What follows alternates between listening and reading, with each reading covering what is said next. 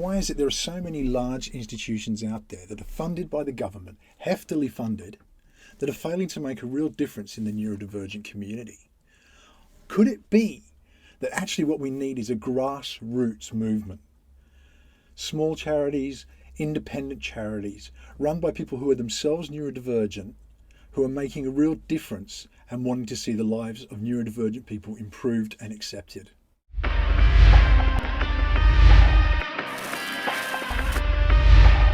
Here to get into that more deeply, I have Rebecca and Archie from AwesomeArchie. Rebecca, Archie, how are you guys doing? Thank you for having us. You're more than welcome. I'm going to focus first of all with Archie, because I know Archie only has a few minutes that he'll be able to sort of talk with us. But first of all, I guess, really, what is AwesomeArchie all about? It's a non-profit charity thing. Sometimes we visit schools and do like presentations to say that if you're neurodivergent, and even if you're not, you should be proud of who you are and not worry about anything that affects you, like who you are.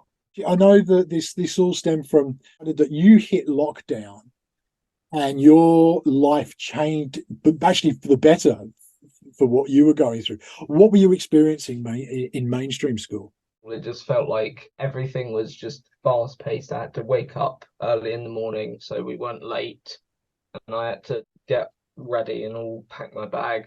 And when I got there, it was just instant lesson, no settling in. The moment you put your bag away, it's just a lesson.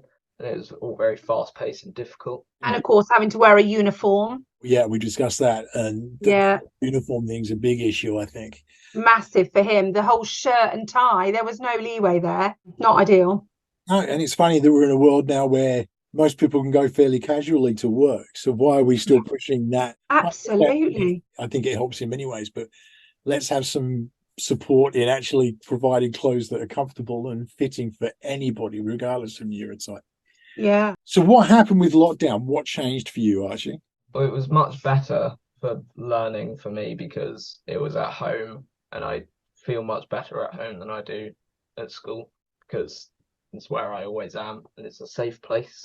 With the breaks, I could just go upstairs to my room, chill out until the next thing we had to do. And we were less time constraint wise, we were less structured. For example, like you had to do the maths, the English, the core subjects that mean you're following the curriculum. We actually didn't do an hour on this, an hour on that. And we would do, for us, let's do maths quickly, because maths is not Archie's strength and it's certainly not his love. Wouldn't we? Get that one out of the way. Quick, let's get it done. Quick. Then we would focus on what he loves, which is writing. Our lockdown ended up with us combining. We wrote 4 books, which they are all, of course, they're autism themed, neurodiverse themed, and we donate these to schools and put them in their library. They're currently in Christchurch Library as well. Oh, that one's upside down. Sorry.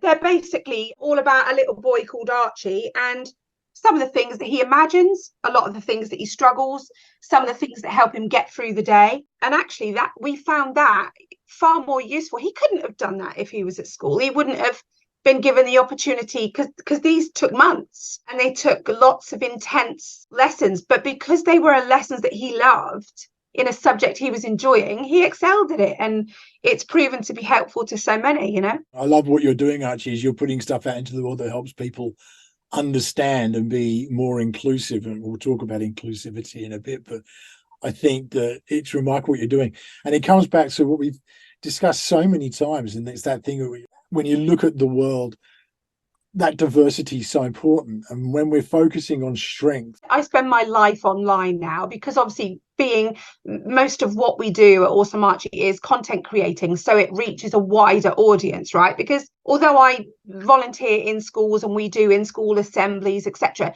the quickest way for me to get this message across and the support to multiple people is, of course, online, isn't it? It's free, it's done at our own pace. And as I was scrolling through, Jimmy Carr popped up, and it was him talking on a radio about how he's frustrated with schools. And I thought, well, I've never heard him talk about schools, but he was just saying that all rounders, what is this obsession with schools making sure that 100% of the class leave school as all rounders? I think school teaches us maybe the wrong lesson. School teaches us a lesson about mediocrity and being all rounders.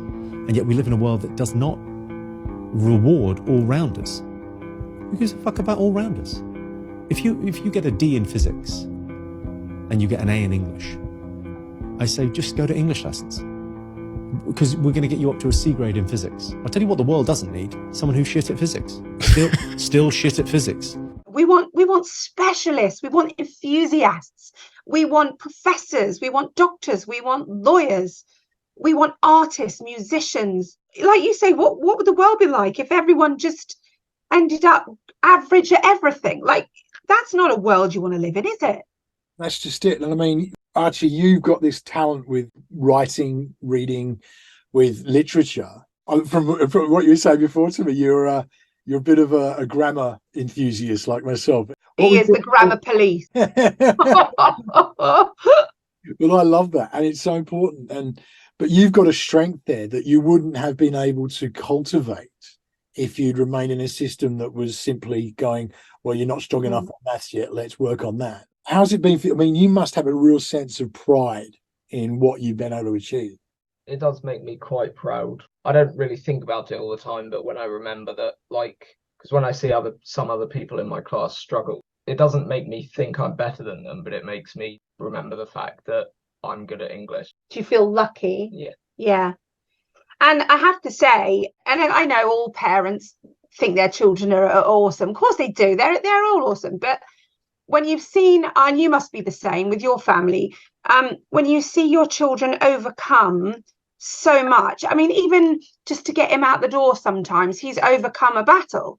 And that's something that most neurotypical people won't face. Of course they won't. They don't need to. And what he's doing is using his struggles, using his challenges, but I think most importantly, using his gifts to say to other people, yeah, this area of your life is going to be a bit tough. And yeah, there are some things, you know, for example, this kind of thing. This is really tough. This is really challenging for Archie, but you can do it. He's doing it. He's sat here doing it right now. And that's proof that with the right kind of support and self-belief, you can do it.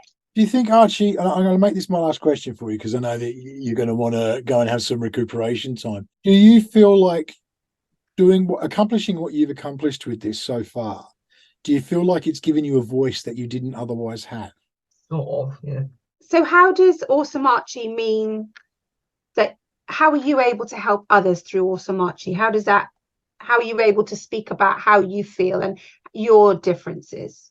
Well, because we do AwesomeArchie, people begin to understand about differences more, so it's easier to explain them, and sometimes they're more open about listening to it because they've heard it somewhere, so they want to know more about it. And we've been really lucky. We're affiliated with the Dorset Children's Foundation and Autism Unlimited, which are the two kind of leading autism disability kind of support networks, charities within the South. And Archie was asked to take part in the first ever animation for autism support. And it was about a story about him going to the dentist and the things that he finds challenging, which I didn't know, even as his mum. You know, you go into the dentist, it smells funny because everything's so sterile, right? The drills, somebody with their fingers in your mouth, gross, right? And for me, I mean, I'm not neurotypical. I've got ADHD, but I don't struggle with that. I'm okay with that kind of thing. I hadn't been able to understand why preparation for a dental visit, it was going to be tougher for a child like Archie. And so they used that as an example. And they still now get Archie to interview. They're so brilliant at what they do. They take him into a beautiful room with the therapy dog, don't they? He sits with the therapy dog and they have it recording and they'll ask him questions. At the moment, they're talking about myth busting, autism like stereotypes, bashing them out, right? And he was talking about stimming. So Archie has a diagnosis of motor tics, which looks like as time goes on, he'll get a diagnosis of Tourette's because he has got that verbal tic as well. Do you want to explain to Duncan about your stimming and what you do for your sort of relaxation? Something I do is, I call it the backwards cough because it's a cough for backwards, because I clear my throat, but like breathing in. Almost I like Johnny Carr's laugh. Yeah, it is. But yeah, there's things like that. That's what I'm proud of, because he has got that confidence to do something that other people may perceive as weird or unusual. And sometimes when he's stimming a lot, because it's quite, I can't do it. Forgive me. It's like, and then he'll sort of start his facial twitching, won't you? Sometimes people do stare, but Archie's okay with me saying, don't worry, he's fine. And I say he's got Tourette's because it's easier for other people to understand. Yeah. So I just say, no, don't worry about it. He's got Tourette's. That's it. End of. He's given us that permission to say, yeah, you can look. I understand that this is perhaps unusual for you, but this isn't unusual for us. This is our life. And we want to share that, you know? I love the fact that you've been empowered. It's your permission that these things are given with. And I think that gets me so much. Actually, I'm going to let you go because I want to push you beyond your limits. But I really want to thank you for joining us and for giving your feedback and how this has been for you. It means a lot. Thank you, man. Oh, thank you, dude. Well done. You can go off and goodbye. So, Rebecca, I'm going to ask you, I mean, AwesomeArchie, how did it start for you? What was the genesis of this? Oh, this is such a strange story because it happened accidentally. We're now regarded as quite a large organisation in the South, which, as I say it still feels weird. So 3 years ago, when the lockdown happened, we were, as parents, we were in a position of, I mean, it wasn't ideal, right? Archie was, I don't mind sharing, he was very unhappy. Weight had dropped dramatically. With his autism, one of the things that we notice is when he's anxious or sad or upset, he'll stim a lot more. He won't eat. And it's not won't eat a lot, you know, he won't eat. That's it, end of. We ended up being in hospital quite a lot. We were very close to being admitted on a drip. That, you know, nightmare. So when the lockdown happened, whereas most parents were sort of frantic and a bit miserable about it, it opened this door of like, it was a whole new world. Archie was learning the same as everybody else. So we were still trying to stick to the curriculum, but we were doing it at our pace and at our speed in our time. And so I contacted my parent carer mates online and said, look, every morning I've got 4 kids, I've got 4 different lessons going on. You want to join on a Zoom? And let me just say, we didn't do any major preparations. We literally put the computer on the side, press play, say good morning. I was in my pajamas. It's all very awful. I mean, thank God they weren't recorded. But it meant that there was a little community, and this went on. It got the parents talking. And because I have a background, I'm a qualified Senko, a background in one-to-one TAing, it made me feel quite angry, actually, about how the system is failing children like Archie. And I don't use that term lightly because I'm not a politician. I don't know enough about any of that to get into it. But it just feels like every parent carer that I've ever spoken to has just sort of said, oh, we're not getting this, or we can't find this, and I thought, no, that's it. So I gave up my job as a TA. I didn't go back after that. And I've dedicated my life to doing this. And it's for me personally, my mental health, my parenting, everything, this has been the most phenomenal journey. And I love every day. I work 9 to 5 for free and I love it. I wouldn't change it for the world. Something I've talked about, I think you go through the 5 stages of grief when you 100%. Certainly I did. What I often say is that when you reach the acceptance part, I think there's another step for parents and carers who have neurodivergent kids. I think it's advocacy and celebration. And I think you're really reflecting that. I think we all take up this mantle because we don't want to see others go through the same struggles we've been through. No, absolutely. And you're tying in your own experiences, lived experience, with your knowledge of education from your, being a qualified Senko.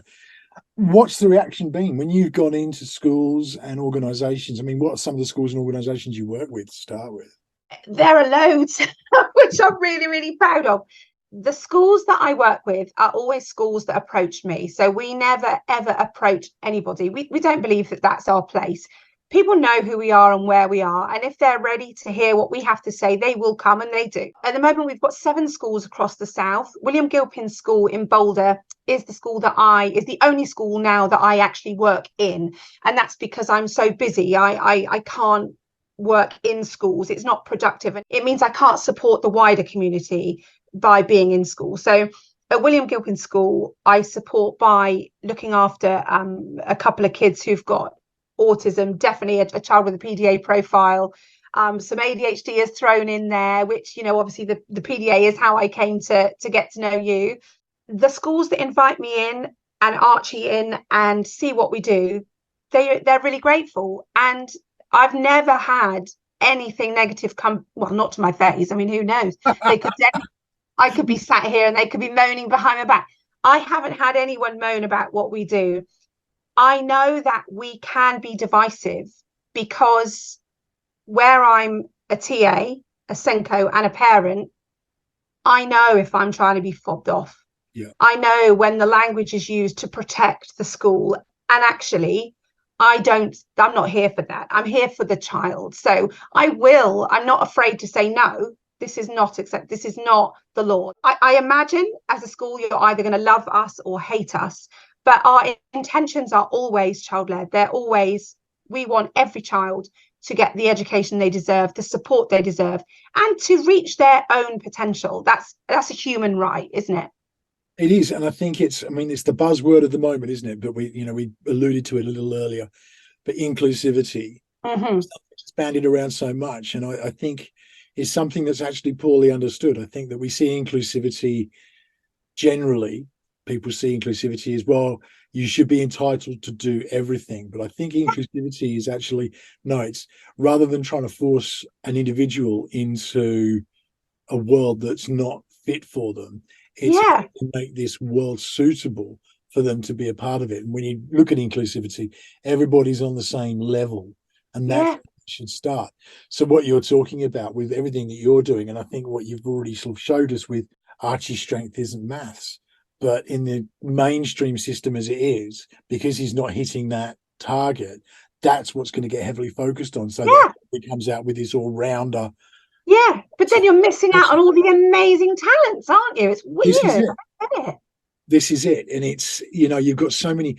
I genuinely believe that we wouldn't have made 99% of the advances we've made in science, in philosophy, in understanding art and culture, were it not for neurodivergent individuals within that. When you look at the likes of Nikola Tesla, and you look at Einstein, and you look at Elon Musk, and even great comedians and stuff like Jerry Seinfeld is open. Yes.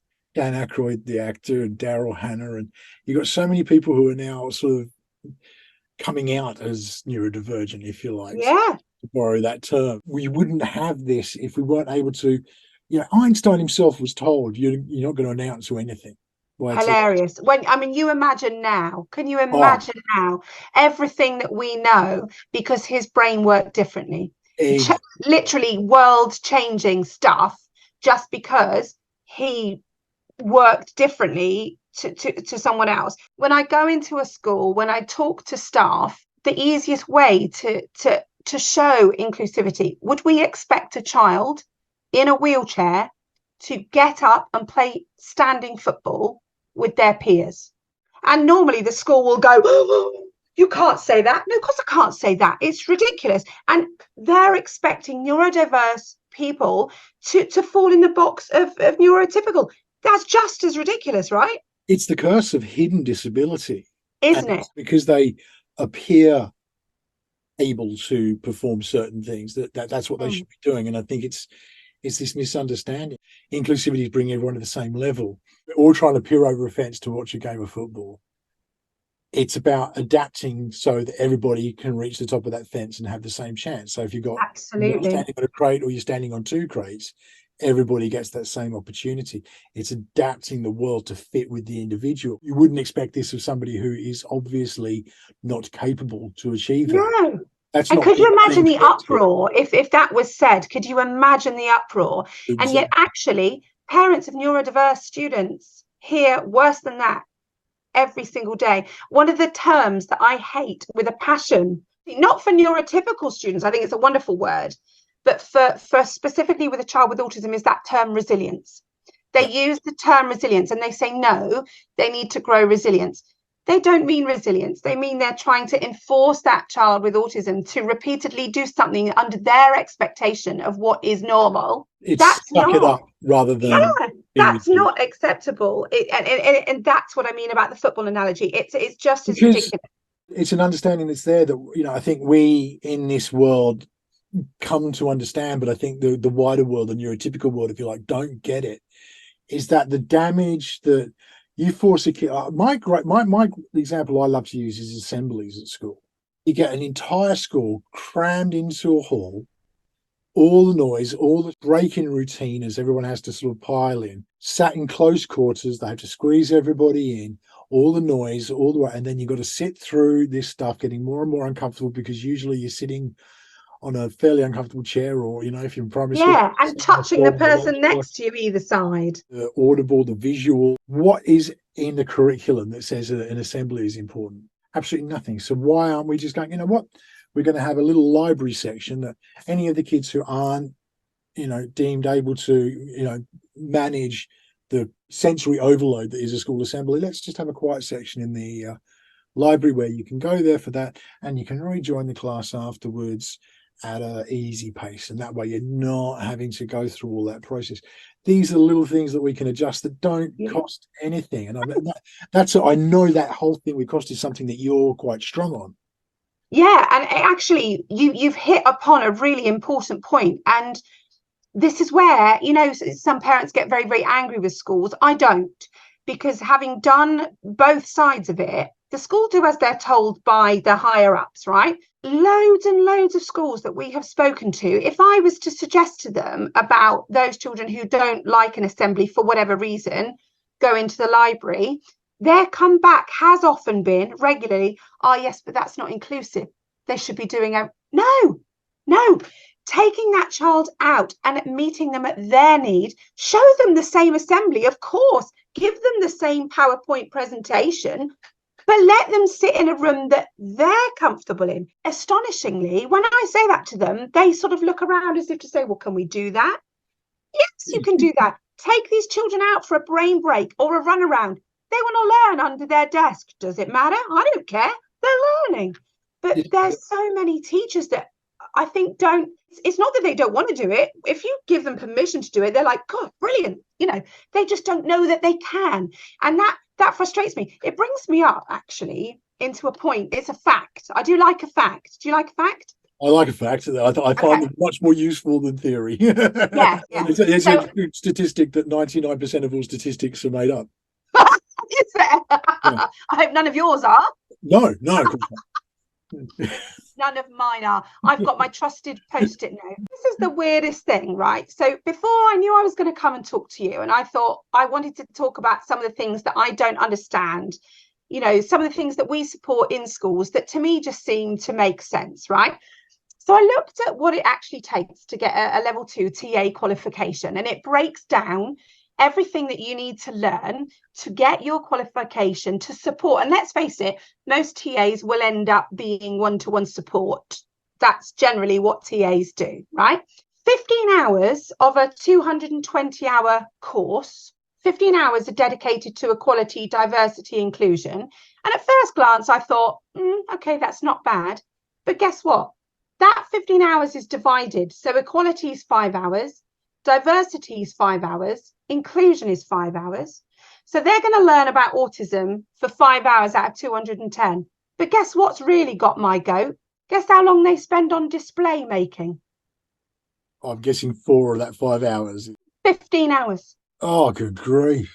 So they have dedicated on a TA course that gives you a level 2 qualification more time in how to pin up a display board than they have on equality, diversity and inclusion. I had a fantastically interesting conversation with a lady who is a PDA who was also a teacher. Yeah. I'll put the link in the description. We were talking, and when she was going through her education degree, she wanted, because she knew she's a PDA, she knew she's autistic, she wanted to focus on the SEND element. Brilliant. She went for the extra part of that. What that means is she actually got double the amount of time spent that most teachers will get in their education degree focused on Fantastic. SEND. So she got 2 days, one of which was how to fill in paperwork. 2 days. 2 days out of a 3-year course was focused on SEND, and that was the double whack. And here's the thing, right? Teachers, in my experience, teach because they love children. They teach because they are passionate about educating all children. But let's face it, teaching children who sit well behaved is easy, right? If that was teaching, then we could probably all have a go, right? If we had the right paperwork and if we had the right visual support, most people could probably teach quite effectively. The difficult, challenging part of teaching is trying to meet every child and trying to differentiate like the lesson for those who are falling behind, also for those who are excelling, making sure they're being pushed. Yeah. So isn't it unusual that that seems to be not really focused on then at all? Well, it's interesting, isn't it? Because I mean, we were both at the Test Send show. It's where we met. And yes, sorry about that, by the way. For those who are, when I was sitting with both Peter Martin and Adam from the Grumpy Gits, who are both celebrities in their own right. It's PDA Dad, and it was like, whoa, hang on. But it was great. I loved it. Really, the happiest moment of my weekend. Honestly, I was up. You know, they've got because it is at the business centre in London. For those of you who don't know, it's a beautiful building, isn't it? Amazing. And it's got like these inside balconies. So I was up filming, doing something for, I don't know, TikTok or Instagram. I don't know what it was. And I was doing my thing. This is going to sound unusual, but I'd gone to bed with you the night before because I'd been researching about how to support one of these gorgeous little lads with PDA Dad. And my husband knew what was coming because as I turned round and walked down the stairs, I grabbed his arm and went, oh my God, he's here. And I could see him not knowing what I was talking about, but the fear, he knew something was going to happen. And yeah, so I am really sorry about that. And actually, to Adam and Martin, I do want to say, I love you both. I think you're both awesome, absolutely awesome. But, you know, I was overcome. And the fact that we had Martin take our photograph, I bet that's never happened before. I've been dining out on that ever since. But we were both there. We were both at the Test Send show. And a point that was made, I was in the leadership summit, and a point that somebody made was that if you're a teacher, you're a SEND teacher. You 100%, yeah. And that's it. Every teacher is a teacher of SEND at one level or another. And it seems like it's something that degrees and all this, that the educating the educators, that seems to be so behind. The Test Send show was a great example of seeing how many SENDCOs, how many teachers, TAs, education professionals want to learn this stuff. That's why they're going to this event. And the hunger's there, but the degrees and the education of the educators has got to catch up with this stuff. It has. And it's a really difficult task because I'm sure you're the same. So like I spend a lot of my time, I spend all my day 9 till 5 online in some capacity, whether it's supporting a family, supporting a school, creating content or learning. So I spend full time all week learning. And even I go, oh, needed to write that down. It's constantly evolving, you know, what we're learning about, ways in which we can support our pupils, our families, our schools. It's constantly learning. So there is simply not enough training within school. Like schools will do their absolute utmost. Of course they will. They're there for the children. They're there because they love children. That's why they do what they do. But they don't have the opportunity to have like a constant flow. It's almost like we could do with a SEND, you know, like the SEND magazine do, right? It's almost like SEND magazine should just be given and almost enforced. This is what you must do once a month. You must read this, right? What you do with it's up to you, but you must read it. Because to me, we used to get emails about complete and utter nonsense. Like, oh, can you make sure the staff room kitchen is clean? No. I don't care that the sink in the staff room is dirty. Wash it up, man. Who needs to be told? But we need to learn about things that we don't know about. Yes, that's what this kind of stuff, like what you're doing with AwesomeArchie, what I do with this channel, all stems from the fact that we had to go out and learn it because we're forced into that situation because we're suddenly presented with kids who don't fit the typical paradigm that is what the world expects.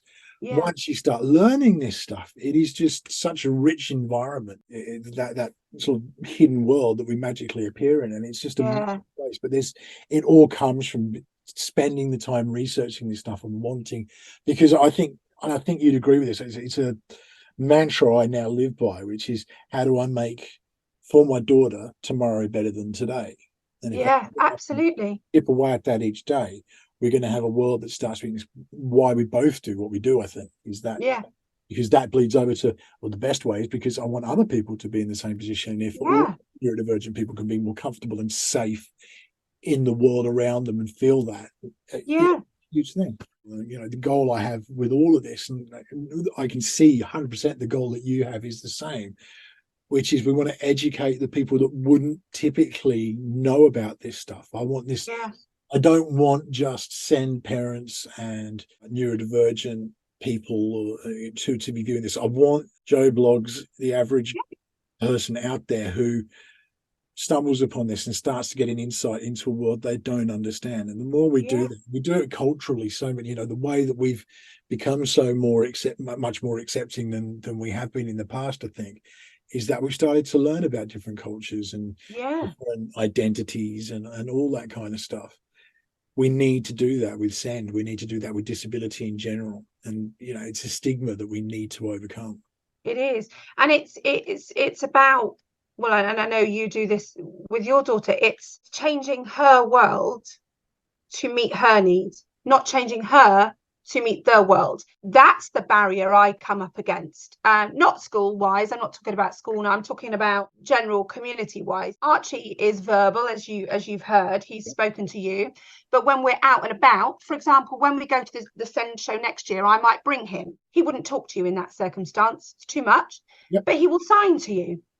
And I think it's little pieces of information like that. You know, some people look at perhaps using signing or using PECs as a negative. Oh no, because people will stare at them. Yeah, do you know what? They might stare at them, but it's okay. You can ask, or you can look at someone and go, oh, okay, I don't know their situation, I'm just going to stay out of it. Like, I don't look at someone and try to analyze why they're doing what they're doing. Archie's taught me that just accept a person. And that's exactly it. And meet them where they're at. You know, that's what inclusion is. It's meeting that person where they're at with the needs that they have at that point. And I think it comes down to this sort of judgmentalism that exists. If you can stop being judgmental and actually just open up to, you know, understanding that this is just their way of doing things. Stimming's a great example. Once you understand stimming, as long as it's not physically hurting themselves or somebody else, then there's no problem with it. Why do you need to stop and stare? Don't. Just walk on by. It's just somebody stimming. And they're the cost-free things that we can do that really make life so much easier, not just for the individual themselves, but I mean, for me as a parent, if my daughter's having a meltdown, which has happened in public, you know, supermarkets, when a shoe's being lobbed across a supermarket, people are going which is always nice as a parent, isn't it? But you know, if she's just having a moment, if she's having one of those things where she's, you know, you can see it coming, it's like, and then don't walk by looking, you know, just maybe she's neurodivergent, move on.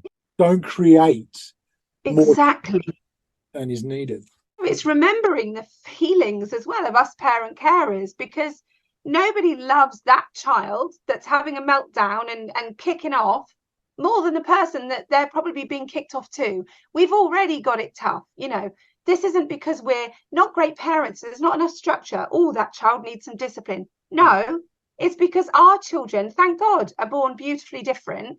And we have to accept that they are the way they are. And I'm grateful. I cannot imagine, I say this quietly, I can't imagine how boring Archie would be if he was just neurotypical. Like, I spoke to Ashley Blaker, who is he's an author of a book called Normal Schmormal, but he's one of the writer producers behind Little Britain. He's got 6 neurodivergent kids, but he says he's got a house full of zappers where the world could be Coldplay. It's like, it's nice, it's okay, it's palatable, it's nice in the background.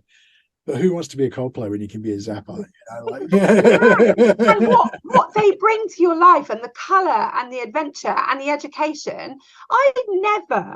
I was never like at school, because I've got ADHD, but obviously back in my day I was just a knob. They didn't really like me. Like, it was just the child. I'm sure there's a more professional way of saying that, but you know what I mean. I was that kid. But I've now learned that because of Archie, it's like, oh my God, I've got ADHD. So now I've opened the book of all the things that I thought were weird and failings. Actually, it's my ADHD that's made me good at my career. Yeah. Because I've got a hyper focus. I'm monotropic. I am enormously and annoyingly driven. And I'm not afraid to say no. I'm not going to stand for this. This is not fair on these children. We need to buckle up, change it, you know? I think that's the perfect place to leave this on. And that's the world we want to see. And what I was always, obviously, people are going to be interested in what AwesomeArchie is all about. Where can they find you online? So we've got a website, which is www.awesomearchie.co.uk. And on that website, there are links to everything that we do. And we do a myriad of things. We create resources that are just downloadable printables. So mental health stuff, little colouring pages, I am awesome, you know, what I like about myself, that kind of thing. You can just download that for free. As long as you've got printer ink, you're good to go. It's got links to our YouTube, our TikTok, our Instagram. TikTok is not for the children, just to be clear. TikTok is for the parent carers who are a little bit tired, like me.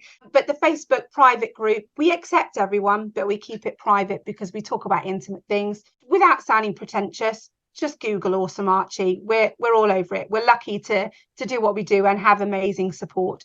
And I should say at this point, thank you to you, not only for what you do to help me, but for this amazing opportunity. And the Grumpy Gits rule, by the way. Oh my God, I've wasted hours with the Grumpy Gits now. It's ridiculous. Honestly, I've literally got nothing done since I met you. We will put links in the description to the AwesomeArchie website, and you can follow everything on from there. We'll also put a link in for the AwesomeArchie YouTube channel, so please do go and subscribe to them. They're fantastic. I will see you again on the next episode. Rebecca, thank you so much, and a thank you to Archie. You can accept this on you when you're watching it back later, but thank you for joining us earlier on. It meant a lot. It's been a pleasure. Thanks for joining us, everyone. We'll see you again on the next episode. In the meantime, please do stay safe.